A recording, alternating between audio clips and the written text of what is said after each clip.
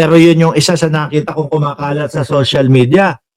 Kung hindi makakadalo si Kitty Duterte sa birthday ng kanyang ama, kung totoo yung kumakalat sa social media, tingin ko ho, mga kababayan, mas maigi na Marcos urging the Senate ipadala na si Bato at si Bongo ho doon, mga bossing.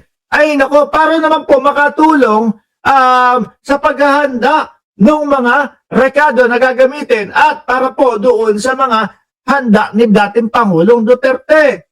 Kaso kumukontra daw ho si Senadora Amy Marcos. Bakit kaya? Pakinggan natin. to ask the executive branch to disclose the extent of its cooperation with the International Criminal Court in the case of former President Duterte. The presidential sister filed a resolution as the country marks the first anniversary of Duterte's arrest under ICC order. Medyo ano na, no? Mga DDS, kayo, kontra kayo ng kontra. Kagaya ni Amy Marcos. Kinokontra ninyo na ipadala si Bongo at si Bato de la Rosa doon sa ICC. Putang ina, mas papabor pa nga ho yan, mga kababayan eh. No?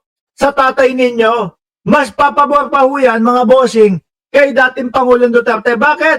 Hindi na maboboring. Magkakaroon na ng kasama. Oh. Lagi na may kasama, may aalalay, may titingin, 24/7.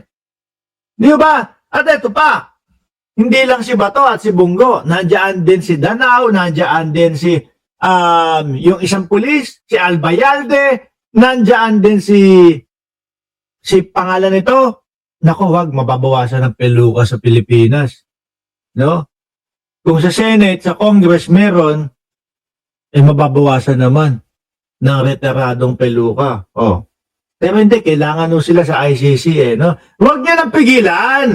Kayo naman, Senador Amy Marcos, total naman, diyan sa Senado, wala namang nagiging silbi ang dalawa na yan eh. No? Walang nagiging silbi. Yung Bato de la Rosa, ilang buwan na ho, ilang buwan nang hindi pumapasok, maglilimang buwan na ho yata, may katigasan na ho ng mukha kung patuloy na tumatanggap ng sweldo galing sa taong bayan ho yan. Di ba, Ma'am Elena Garcia at Renato Gonzales? Oh, ipadala na ninyo doon sa ICC. Sayang ang mga pinapasweldo sa mga yan. Oh, kesa na, alam mo, si Bongo, mga boss, si Bongo kinasuhan ni dating Senador Antonio Trillanes doon sa mga conflict of interest, doon sa CLTG na lagi at patuloy itinatanggi ni Bongo na alam niya o may kinalaman siya doon. CLTG, Christopher Lawrence Tesorogo. Tatanggi po, no? Kung sakali na sa Pilipinas mapipiit o makukulong si Bongo, aba, mainit dyan, Boss Bongo. No? Mainit dyan. Sabi, wala daw aircon. Paano yan? Unlike doon sa ICC, may katsokaran ka pa. Baka mamaya yung mga kasama mo pa sa kulungan dyan sa Pilipinas, hindi mo pa kasundo. Di ba? Unlike doon, kapag sa ICC na kayong dalawa inilagay, naku ho, mga kababayan, panigurado po, happy po itong tatlo na ito. Kasama mo pa yung sila Albayalde at sila Danao at si Vitaliano Aguirre. Di ba? Oh, mas okay doon. Senator Marcos also wants the executive to avoid bypassing the Philippine judiciary or engaging in unconstitutional actions related to any future ICC arrest warrants. Kaso, ma'am, no, Madam Senator, naniniwala po si Atty. Cristina Conti na talagang yung mga co-perpetrator o yung mga kasapakat in Tagalog ay masaserban ng warrant of arrest at malapit na po yan. Yung mga DDS, ang palagi yung sinasabi sa atin, no? Ang yabang-yabang mo, Mark Ramos, lagi mong sinasabi, mahuhuli na. Nung nahuli naman si dating Pangulong Duterte at inilipad doon sa ICC, iyakan lang naman po ang isinagot sa akin. Hindi na po sila nag-reply na hindi daw mahuhuli. Ganon na ganon din kay Buloyski, mga boss. Nung kay Buloyski, wala pala, yung PNP ninyo, mahina pala yan si General Torre, pinagtatawanan ho nila si General Torre noong mga panahon na yun, yung kay Buloyski. Nok nang tinapa, nung naaresto na, nung nakaposas na si Buloyski, iyakan na ho yung mga DDS, mga kababayan. Yan hindi ho sila makapag-intay, nag-aapura lagi. May mga tamang oras at panahon. Di ba? Kagaya na din yung kay Bongo at kay Bato de la Rosa, kapag ka-isinerve ang warrant of arrest nito, malamang iyakan na naman kayo. Hindi pwedeng hindi maserban yan ng warrant of arrest. Bakit? Ang sinasabi na nga doon co-perpetrator, pinangalanan na nga inilabas na yung pangalan nila. Ibig sabihin, naging kasapakat at hindi po yan maitatanggi nila Bato de la Rosa. At ni Bongo. Si Bongo, alam na alam yung tungkol doon sa reward system.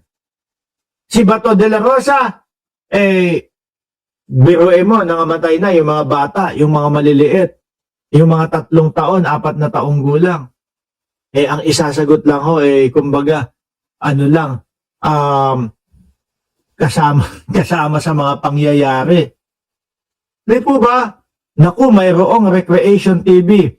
Pwede ka pang magluto sarili. Tingnan mo, sabi ni Sir Renato Gonzales, may recreation place daw ho. May recreation, may TV, pwede pang magluto. Ay nako, kung bago pa lang, mga kababayan, dadalhin itong dalawa na ito o kasama yung mga pulis bago birthday si dating Pangulong Duterte, baka hindi lang bulaklak at hindi lang po mga inumin ang mga dyan. Baka makapagluto pa po sila. Sabi ni Ma'am Janelle Van der Herst, Mark Ramos, napanood mo yung bagong pasabog ni Pebbles Talaquera? Meron daw binayaran ng 1 billion to stand as Mary Grace Piatos. Let's go. Kahit na 1 billion, 2 billion, 3 billion ang ibayan nila dyan. Pipiyok at pipiyok pa din yan. No? Tingnan mo yung mga mga Gutesa, yung 18 Marines, umipiyok pa din di ba? Kahit anong nila kahit anong gawa nila tuloy pa natin to. ICC Assistant to Counsel Cristina Conti says Marcos's resolution is unlikely to affect Duterte's ongoing case at The Hague. Okay? No effect on the proceedings before the ICC because if they're looking into the quote-unquote constitutionality of the proceedings or in a sense the jurisdiction of the ICC. It's only the ICC which can talk about and this ang binabanggit at pinag-uusapan yata nila dito mga kababayan yung sinabi ni Pangulong Bongbong Marcos na hindi pa ready o hindi pa handa ang Pilipinas sa muling pagbabalik ng ICC. Yun yata walang epekto yata nandiyan na nga si Tatay Digong eto nga wala na tayo, tanggal na tayo sa ICC, hindi na tayo kasali, naidala pa din ang dating Pangulong Duterte doon. Ngayon pa kaya, di ba, alaga? side its jurisdiction that is clearly set out in the Rome Statute, which we signed as to, say, the constitutionality or were there rights violated when Duterte was arrested. That could factor into some decision before the court, but right now, the court is not seized of any question regarding his arrest. But to be frank, the only provision I see in the Rome Statute which would give him remedy would be the provision that allows him remuneration or compensation if there was anything illegal about his arrest. Ayan, paulit-ulit pa din sila yung sinasabi nila kinidnap. Hanggang ngayon, nandun pa din ang dating Pangulong Duterte. Kaya hindi po mabigyan ng interim release dahil po sa paulit-ulit nilang sinasabi kinidnap ang dating Pangulong Duterte. BMBI rin, shout out.